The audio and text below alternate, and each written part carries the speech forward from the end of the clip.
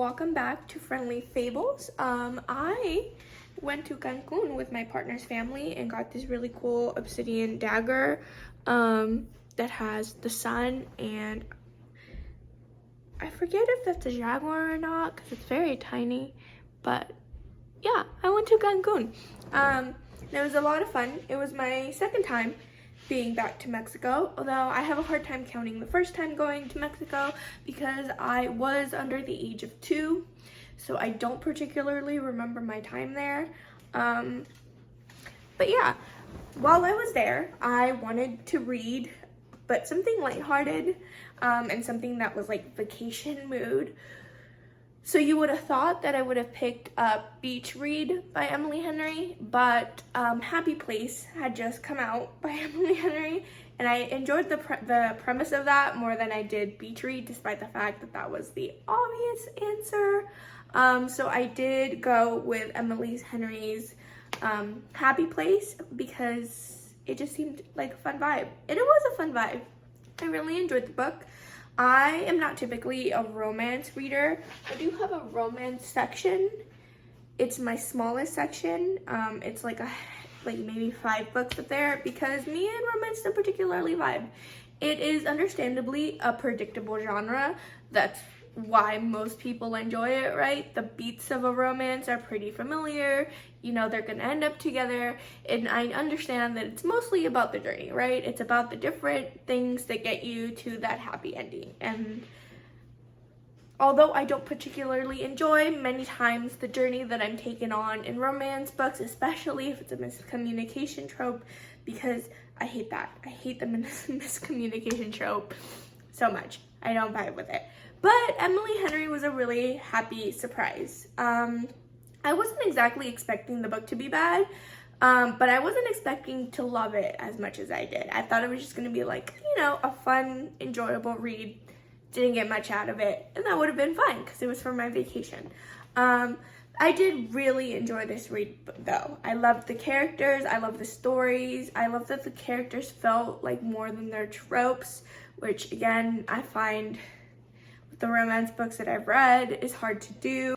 However, with Harriet and Wen, I was really able to understand their decision to not tell their friends, because it wasn't just about upsetting their friends. By building the side characters so well, the way that Emily Henry did, you are able to really comprehend what's at stake if they were to, tell their friend group in this particular set of circumstances that they are no longer together. Right, understanding Sabrina's story with her dad, her parents, the trauma there, and what it would take for a character like her, for a person like her, to get to the point where they want to marry, and then they look at you in the eye and they're like, I'm doing it because of you. Like, you helped me process this trauma, and you and Wen are the reason that I have hope. And that I really feel finally ready to say goodbye, Dad, and your horrible decisions. I'm not gonna let them define me anymore, and I am going to marry the person that I love, and it's because of you, right? I understand why, as a friend, you would not want to be like, actually. So we broke up. Yeah, we broke up months ago. There's that too, right? Like, we understand why Harriet didn't immediately tell her friends. There's that aspect of denial, of not telling the closest people around you yet because you don't want to admit it to yourself. I know I've done that with my best friends. I've holding off on really important information, really important life events, really important decisions because I do not want to tell them yet, right? I don't want it to be real yet. I'm still in denial, I'm still scared, I'm still uncertain. And once you tell those close people, those people that are your people, it's so solidified, it's so real. So I understand why Harriet held off on telling her friends. I understand why they're holding off in this particular set of circumstances on telling their friends, right? This is about Sabrina and Path and their love and their growth. So I believe this situation, which I find often to be hard with the romance books. And this is from someone that loves rom-coms. I love a good rom-com. But I guess there's something about reading a cheesy rom-com rom-com, that makes it harder to believe than like in a film rom-com. Like there's that new Lindsay Lohan movie that came out on Christmas where like he doesn't recognize her and like it's just because she had on a hat. You know, it's fun, but I don't know, if I were to read that, I feel like it wouldn't be as fun. I also really enjoyed The Happy Place because I was really invested in Harriet's arc, which again, with romance, I find that the romance takes priority, which makes sense because it's a romance book. But I find that it takes priority over the main characters, the other characters' arcs, and seeing their growth. It's really just the romance that we watch blossom, which is fine. But I really enjoyed that in The Happy Place. What took priority was more than just Harriet's and why I keep wanting to say why, and Wayne's love. It was really their arcs in their time spent apart now coming together. And I was particularly invested in Harriet's arc because she is a recovering people pleaser, and I myself am a former people pleaser. So I understand a lot of her decisions. This fell. This is a little fan that my partner's mom got me while I was in Cancun. It's lovely. But frankly, it was too hot, so I don't know if this helped or made things worse, but I mean, it's beautiful. But anyway, like I was saying, I am also a recovering people pleaser, so I definitely related to Harriet a lot. I understood her process in making decisions, and I understood also how it negatively affected the people around her, how it actually put a strain in her relationships, which I think was so masterfully done because I can see the way that Harriet's people-pleasing is being interpreted by the people around her, and in this particular circumstance, Wayne's, and how he's interpreting her people-pleasing actions, right? Because she's thinking in her head, I don't want to add to his stress, right? His dad just died. The last thing I want to do is take up space in his grief, because his grief and everything that he's going through is so big. I'm going to make myself as small as possible so that I do not interfere in that. And I completely get that. And I can even understand how it would seem logical, right? You're like, yeah, I'm not going to take up space in my partner's life right now. It just fell again. I'm just going to leave it. In my partner's life, because he's grieving. They're grieving. And I don't want to add to that stress. But in doing that, she's pulling back. In doing that, in making herself small, she's not showing up for him the way that he needs, right? He needs to move forward after his father's death. He wants to talk about the wedding. He wants to talk about the future. He wants to move on, to put this behind him. And for Harriet, right, like that doesn't necessarily make sense in her brain because she's like, no, he's going to want to wallow in this and I'm going to give him that space. So every time he brings up the wedding, she's like, it's okay, we can wait, we can put it off. But to him, he's reading that as she doesn't care. She's not present. So there's that lack of understanding. And it's not, I mean, I know that I said I hate the miscommunication trope, but it's not miscommunication. They're not communicating at all. They're not understanding each other. One person is thinking one thing and the other one's thinking another.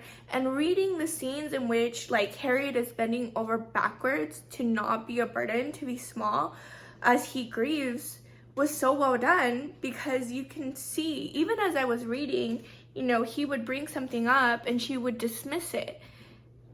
And you could see, like, through her eyes how that wasn't necessarily going down, like, landing on him the way that she was wanting it to. As a person who is recovering from her own trauma in her childhood, there's many things that you develop, many habits, many coping mechanisms that you develop as a result of being in such a traumatic environment and such a really heightened survival situation, and you develop these skills, these habits, these coping mechanisms as a way to survive.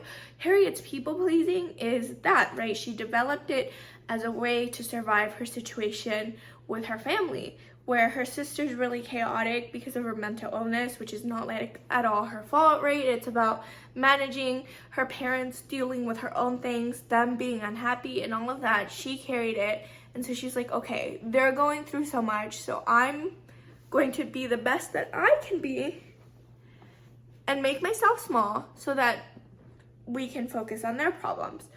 And that's what she's continuing to do into her adult life and into her adult relationship. But clearly, this coping mechanism is no longer serving her. However, she needs to learn that it's no longer serving her, that it is in fact harming her in ways that it hadn't before, because she is no longer in that stressful, traumatic environment. And that's a really hard thing to unlearn. Once you reach a safe space, and again, I'm speaking from experience, once you reach a safe space, you don't know how to swim in a safe space, right? You don't know that you can slow down, like you don't have to be in heightened survival stress mode all the time. You don't learn, like those, you don't know how to do it. So that safe space actually feels more dangerous and scarier than the environment that you were in before. Which like brings me to my other point, and the reason that I love this book is that this book was more than just Harriet and Wayne's relationship. This book was about relationships, about community, about how we express love to the people around us, to our families and our relationships and our friendships. And another reason that I tend to stay away from romance, especially sit-his romance, is that they tend to perpetuate this idea that romantic relationship is the only one and the only thing that we need in order to survive. It's like the romantic relationship is enough. That's it. That's all you should need. Which could not be further from the truth, right? Like love is endless, love is infinite, and you can give as much love as you can receive. And community is important. It is so important. It's what we need to thrive. And we really see that be a priority in this book, because it doesn't just focus on Harriet and Wayne's relationship and how Harriet's trauma affects that with her people pleasing, but we also see how it affects her relationships with Sabrina and Chloe, right? Like Wayne himself, right? When they start arguing, he's like, don't go after them, let them work out themselves, which to us, the readers, lets us know that this is a habit, right? Her friends will get into a little scrimmage or whatever, and instead of letting them work it out for themselves, Harriet's people-pleasing tendencies jump out, and she has to find a way to solve the conflict for them without letting them do the growth.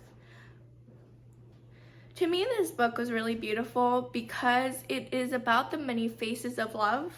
Our love for our family, our love for our friends, our love for ourselves, and how all those need care and attention in their own right. I think we really see the love for ourselves in this book through Wayne and his own relationship with himself and his growth, and how he did not feel good enough for any of it. For Harriet, for himself, he was really struggling in his own identity and what his purpose was.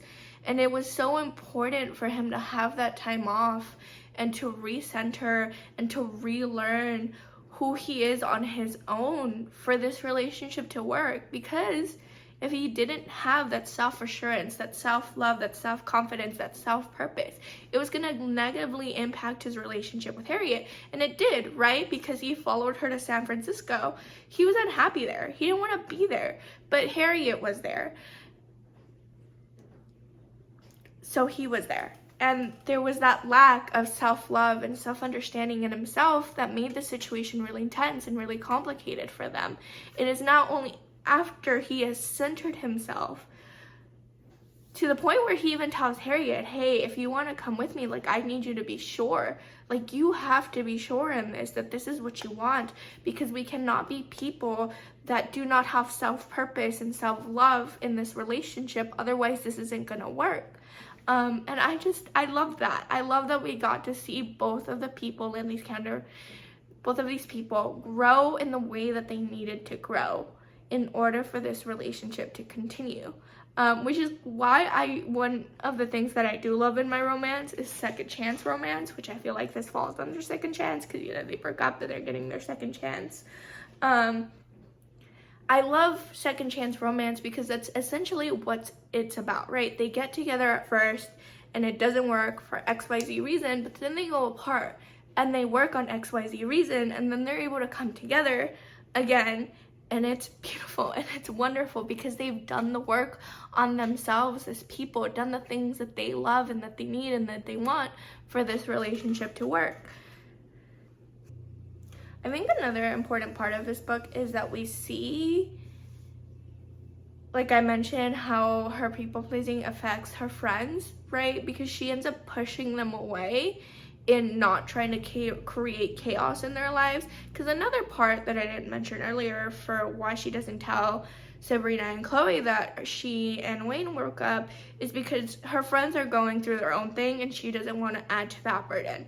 And I know that I myself have been guilty of that. I know my best friends themselves have been guilty of that, of us holding off on something that's really hurting us or something exciting or whatever it is because they're going through their own thing. And there is some things to say with like approaching a conversation when your friend's going through something and being, how was your load? Can I add to your load? Is there room to add to your load? But it's also about having that conversation, right? And Harriet doesn't have this conversation. She doesn't go to her friends and it's like, hey, like I'm going through something, but how is your load? Can I tell you? Do I have to wait? Like, is there something that I can do to lighten your load so that then I can share my load? Right? There's not that conversation. She just decides not to tell them. But the same thing can be said for Sabrina and Chloe herself, right? Chloe's pregnant. That's exciting. That's beautiful. That's amazing. But she doesn't tell her friends. But again, I mean, we don't get as much as Chloe's inner workings as Sabrina, which is a shame, because I would love to know more about her. But she doesn't tell her friends because, you know, they're going through their own thing. And they end up creating this wall between the three of them, which I think as adults, like, we tend to do a lot. We hold off on telling the good and the bad to the people in our lives because they're going through their own thing. But again, it prevents them from being the friends that Harriet needs. It prevents Harriet from being the friends that Sabrina and Chloe need, and so on and so on. So I just really think that this book shines a light on the fact that, like, you need to communicate not just with your partner, but with your community. If the relationship is important to you and important in your life, there needs to be that communication. Which, again, I just really loved. I really enjoyed that was part of the book, that it was the focus of the book was these many faces of love, how trauma shows up in relationships, and what it means to unlearn that trauma to be able to communicate with those people that you love. But yeah, Emily Henry did a fantastic job writing this novel. Again, even though it was written in Harriet's perspective, you were still able to gauge and see how the people in her life were responding to her.